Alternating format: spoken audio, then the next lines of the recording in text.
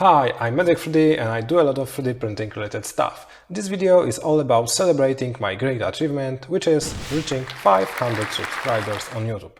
As a thank you to all of you guys, I would like to give away $50, and the rules are pretty straightforward. You just need to post a random comment and the one with the most likes will win.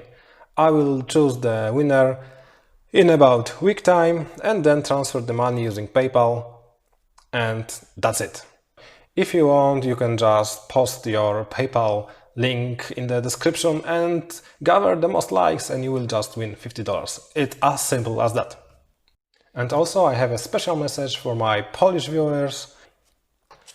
Słuchajcie Polaki, specjalnie dla Was ściągnąłem ZillaGrip ze Stanów i zasady są takie same jak dla $50.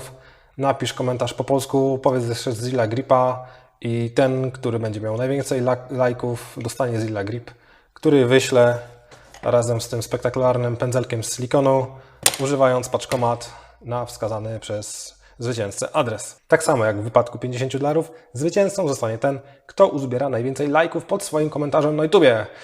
Także komentować, lajkować, wygrywać. Dziękuję. Okay, that's it. See my other videos and remember to post a comment, gather the most likes and you can win $50 easy money for lucky winner. I wish you all the best and happy 3D printing. Co? To było chyba dobrze.